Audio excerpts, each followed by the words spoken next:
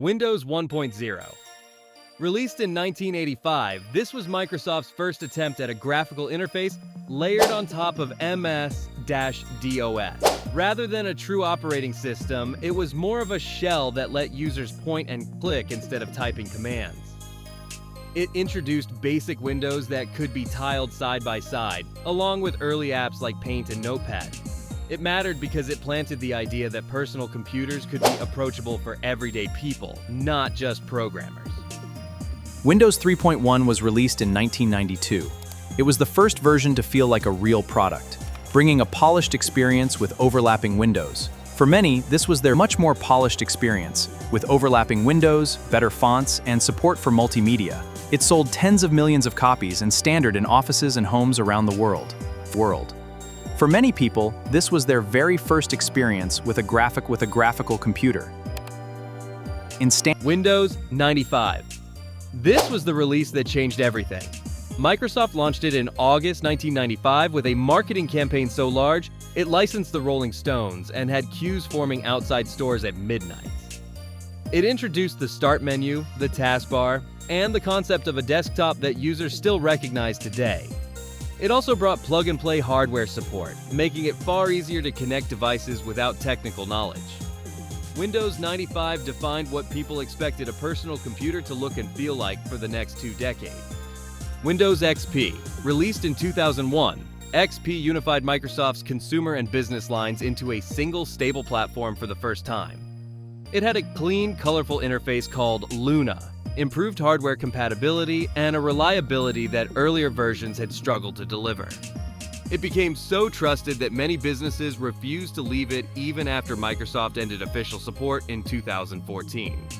XP is still remembered with genuine affection because for millions of users, it represented the first time Windows simply worked without constant frustration. WindowsVista. Arriving in 2007 after years of delays, Vista introduced a translucent visual style called Aero, improved security features, and a redesigned file system. The ambitions were real, but the execution frustrated users. It demanded far more hardware power than most computers at the time could offer, and its aggressive permission prompts wore people down quickly. Vista is significant not for what it achieved, but for what it taught Microsoft about the gap between vision and practicality. Windows 7.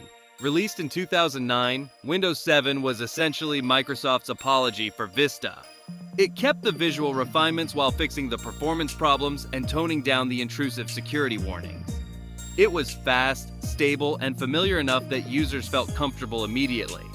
It became one of the best-selling operating systems in history and, like XP before it, was held onto tightly by users and businesses long after newer versions arrived. Windows 7 proved that reliability and simplicity matter more than novelty. Windows 8. Launched in 2012, Windows 8 was Microsoft's bold attempt to build one operating system for both touchscreens and traditional desktops. It replaced the Start menu with a full-screen tile interface designed for tablets, which left mouse and keyboard users disoriented and frustrated. The underlying system was technically sound, but the interface clash made everyday tasks feel unnecessarily complicated. It sold poorly and is remembered primarily as an example of what happens when a company sacrifices familiarity in pursuit of a trend it moved too quickly toward. Windows 10. Released in 2015 and offered as a free upgrade to most users, Windows 10 brought back the Start menu, smoothed over the roughness of Windows 8, and introduced a philosophy of continuous updates rather than one-time releases. It also added a virtual assistant called Cortana, a new browser called Edge, and a gaming hub called Xbox Game Bar. Microsoft positioned it as the last version of Windows, meaning it would evolve indefinitely rather than be replaced.